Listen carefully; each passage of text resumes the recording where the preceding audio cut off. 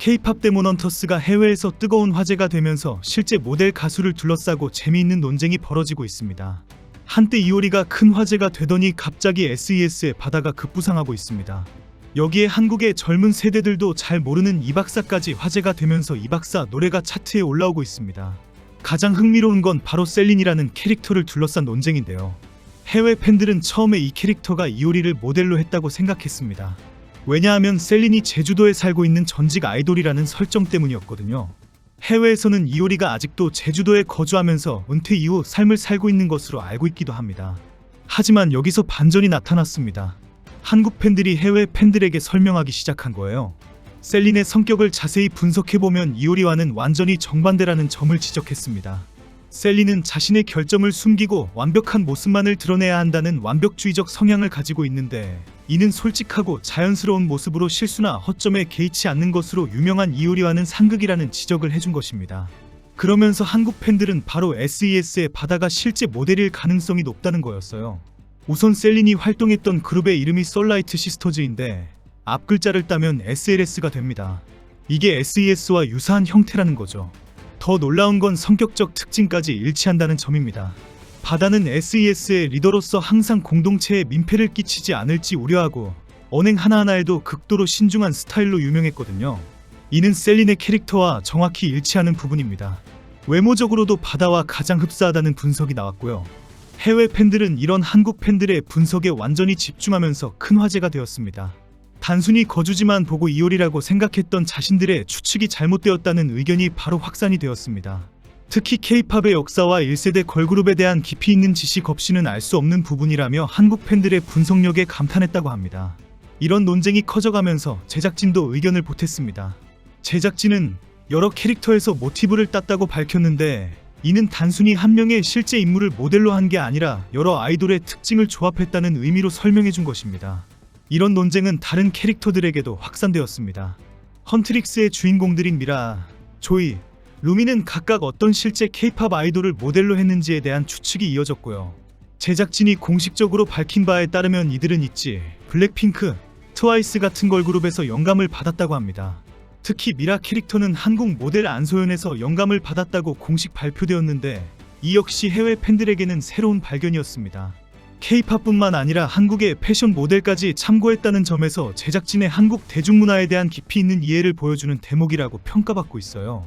그런데 여기서 정말 예상치 못한 화제가 터졌습니다. 바로 작품 속 매니저 바비의 휴대폰 벨소리 때문이었어요. 바비의 전화 벨소리가 이 박사의 실라이드 앨범으로 설정되어 있다는 사실이 알려지면서 해외 팬들이 이 박사에 대해 궁금해하기 시작한 거예요.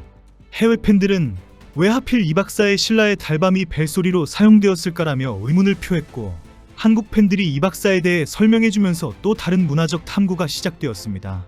이 박사가 한국 트로트계의 레전드이자 특히 중장년층에게 사랑받는 가수라는 점, 그리고 신라의 달밤이 한국인이라면 누구나 아는 명곡이라는 점을 설명했죠. 바비 캐릭터가 나이든 매니저로 설정되어 있고, 따라서 그 세대가 좋아할 만한 음악을 벨소리로 사용한 것이 자연스럽다는 해석이 나왔습니다.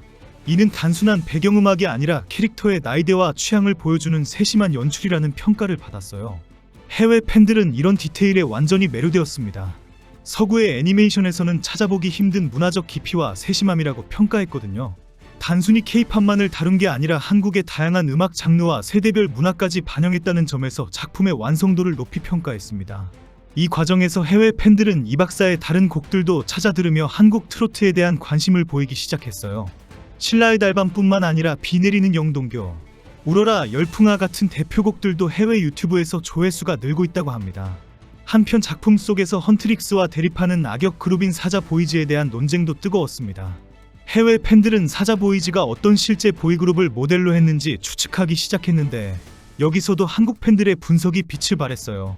사자보이즈의 리더인 진우 캐릭터는 제작진이 공식적으로 차은우 같은 한국 배우들에서 영감을 받았다고 밝혔습니다. 하지만 그룹 전체의 컨셉이나 음악 스타일은 특정 그룹을 모델로 한 게 아니라 K-팝 보이그룹의 일반적인 특징들을 종합했다는 분석이 나왔어요.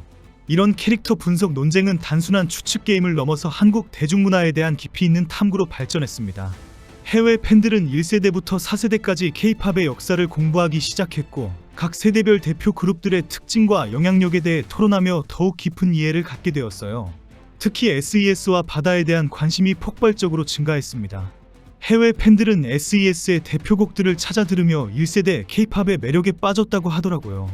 I'm Your Girl, Dreams Come True, 러브 같은 명곡들이 해외 스트리밍 차트에서 순위가 오르는 기현상까지 나타났습니다. 바다 개인에 대한 관심도 높아졌어요. 해외 팬들은 바다의 솔직하고 진정성 있는 성격, 그리고 SES 해체 후에도 멤버들과의 우정을 지켜나가는 모습에 감동받았다고 합니다. 최근 바다가 K-팝 데몬 헌터스의 주제곡 중 하나인 골든을 깔끔하게 커버한 영상도 화제가 되었고요. 작품의 음악적 측면도 큰 화제가 되었어요.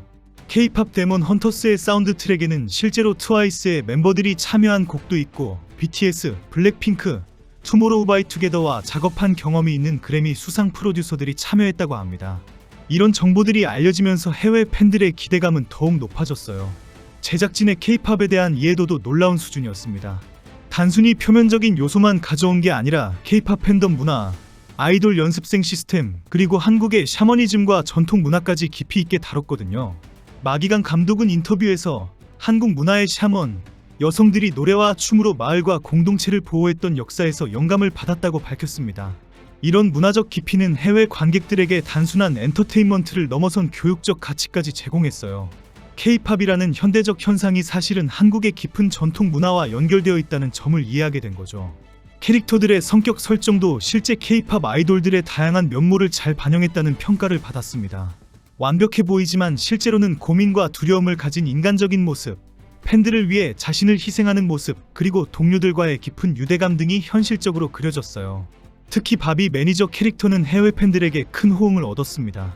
일반적으로 K-팝 관련 작품에서 매니저는 악역이거나 무능한 인물로 그려지는 경우가 많은데 바비는 헌트릭스 멤버들을 진심으로 아끼고 지원하는 이상적인 매니저로 묘사되었거든요. 해외 팬들은 이런 긍정적인 캐릭터 설정에 감동받았다고 합니다. 바비의 이박사 벨소리 에피소드는 이제 K-팝 데몬 헌터스의 숨겨진 명장면으로 여겨지고 있어요. 해외 팬들은 이 작은 디테일을 통해 한국의 세대별 음악 취향과 문화적 배경을 이해할 수 있었다고 평가했습니다. 단순한 개그 요소가 아니라 캐릭터의 깊이를 더하는 장치였다는 거죠. 현재 K-팝 데몬 헌터스는 넷플릭스에서 전 세계적으로 높은 시청률을 기록하고 있고 속편 제작 가능성도 거론되고 있습니다. 해외 팬들은 벌써부터 속편에서 어떤 새로운 캐릭터들이 등장할지, 또 어떤 실제 아이돌들에서 영감을 받을지 추측하며 기대감을 표현하고 있어요. 캐릭터 하나하나에 담긴 문화적 의미를 파악하고 토론하는 해외 팬들의 모습은 정말 놀라운 수준이었어요. 오늘 영상이 도움이 되셨다면 좋아요와 구독 부탁드리고 댓글로 여러분의 생각도 들려주세요. 다음에도 흥미로운 K-팝 관련 이야기로 찾아뵙겠습니다. 감사합니다.